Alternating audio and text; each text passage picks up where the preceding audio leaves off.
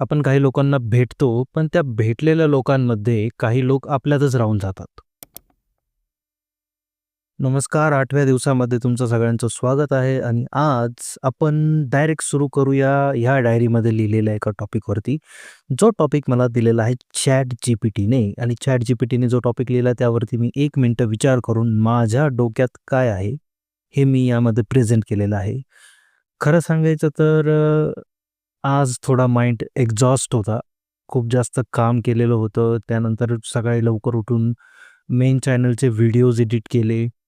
ते झाल्यानंतर मग आल्यानंतरही बरचसं बाहेरचं काम होतं. तर खूप जास्त एक्झॉस्ट होता. लिटरली मन करत नव्हतं, की आज मी कॅमेरा चालू करून रेकॉर्डिंग करेल. पण मग आपल्याला 30 दिवसांचं चॅलेंज कंप्लीट करायचं आहे. 30 दिवस मला कॅमेरा फेस करायचा आहे आणि स्पॉन्टेनियसली बोलायचं आहे. आणि त्याचप्रमाणे ह्यामध्ये लिहिलेला टॉपिकसुद्धा मला इथे समोर प्रेझेंट करायचा आहे. तर आजचा टॉपिक काय आहे? तुम्ही ऐकलाच आहे. आजचा टॉपिक आहे, की आपण खूप लोकांना भेटतो, पण त्या भेटलेल्या लोकांपैकी काही लोक कायम आपल्यातच राहून जातात. कायम आपल्यातच राहून जातात.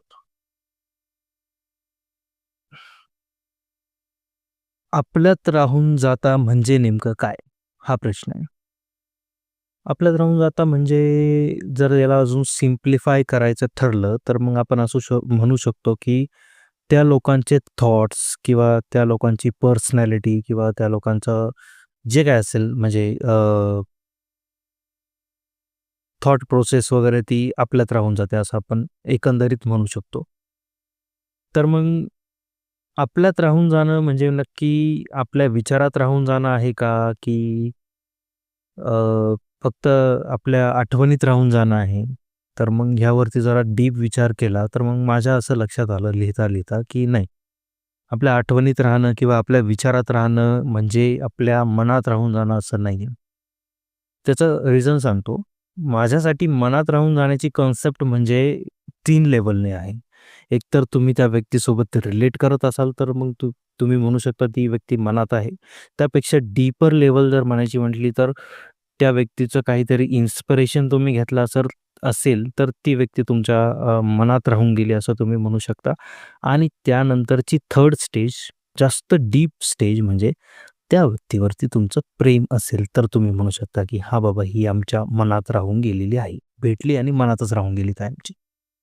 तर मग विचारात राहणं आणि आठवणीत राहणाऱ्याला मनात न राहणं असं मी का म्हणत नाहीये. तर एखादा व्यक्ती डोक्यात बसला किंवा एखाद्यावरती खूप जास्त राग आला, तरी तो सुद्धा आपल्या आठवणीत आणि मनात राहतो, की ह्या माणसाची माझं जाम वाकडं आहे आणि हा माणूस पाहिला तरी माझ्या तळपायाची आग मस्तकाला जाते किंवा त्या माणसाच्या संदर्भात एखादी वस्तू जरी पाहिली तरी माझी तळपायाची आग मस्तकात जाते. म्हणजे निगेटिव्हली ते दिसतं. तर आपल्याला ते निगेटिव्ह पॉइंट त्यामध्ये ठेवायचाच नव्हता म्हणून मी या 3 लेव्हल त्यामध्ये आणल्या. तर अशी व्यक्ती मनात येण्यासाठी काही गोष्टींच्या ॲक्शन्स तुमच्यासोबत रिलेट करून जातात किंवा काही काही व्यक्ती तुम्हाला तुमच्यासारख्या जाणवतात, त्या तुमच्या मनात राहून जातात. त्यानंतर दुसरी व्यक्ती जी राहते ती आपली इन्स्पिरेशन बनून जाते. म्हणजे कुठल्या एखाद्या व्यक्तीला तुम्ही ऐकलेलं असतं, कुठल्या एखाद्या माणसाला तुम्ही ऐकलेलं असतं, तुमच्या मित्राला तुम्ही ऐकलेलं असतं, तुमच्या एखाद्या आयडियलला तुम्ही ऐकलेलं असतं आणि त्याला ऐकल्यानंतर, त्याला भेटल्यानंतर त्याची जी काही ॲक्शन्स आहे, ते तुम्ही फॉलो करायला सुरुवात करतात आणि त्यानंतर ते फॉलो करायला लागल्यानंतर तुम्हाला त्यांच्यासारखं व्हायचं असतं. तर अशा लेव्हलला असं तुम्ही म्हणू शकता, की ती व्यक्ती तुमच्या मनात राहून गेली. आणि थर्ड स्टेज एक्सप्लेन करायची गरज नाहीये. म्हणजे प्रेम असेल तर ती व्यक्ती ऑब्व्हियसली मनात असेल. मग तिथं सगळ्याच गोष्टी जातात. ते रिलेव्हन्सी निघून जाते. तिथे तुमचं इन्स्पिरेशन निघून जातं. तुमच्यासाठी बस फक्त ती व्यक्ती आहे बस. सकाळी उठल्यापासून ती व्यक्ती रात्री ती झोपेपर्यंत ती व्यक्ती. तर ते लेव्हलच वेगळी आहे. तर मग मनात राहून जाणं म्हणजे नेमकं काय? तर माझ्यासाठी ही एक प्रोसेस आहे, की ती व्यक्ती पहिले तुमच्या विचारात येते, त्यानंतर हळूच तुमच्या मनात जाते आणि तुमच्या मनात गेल्यानंतर तुमच्या आचारात येते. विचारांपासून आचारांपर्यंत जो जाण्याचा प्रवास आहे, त्या प्रवासात ती व्यक्ती तुमच्या आयुष्यात राहून जाते किंवा तुमच्या मनात कायमची राहून जाते. तर हा झाला माझा पर्स्पेक्टिव्ह ह्या जो काही टॉपिक आहे त्याबद्दल. आता ऑब्व्हियसली मी थोडा एक्झॉस्ट होतो. मी काही जास्त खूप डोकं लावत बसलो नाही. डोकं म्हणजे 1च मिनिट वेळ तो मला कायच डोकं लावणार आहे मी. तर कुठलातरी एक पर्स्पेक्टिव्ह फ्लोमध्ये शोधण्याचा मी प्रयत्न केला. तो मी शोधला आणि तो मी तुमच्या समोर जसाची तसा मांडला. पण आता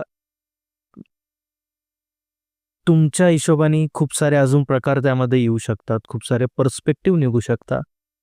तुम्ही विचार करा नेमकं आयुष्यात आलेली व्यक्ती मनात येणं म्हणजे नेमकं काय? भेटूया उद्याला. 8वा दिवस आज पूर्ण झाला आहे. 30 दिवसांची आपण वाट बघतोय. Bye bye.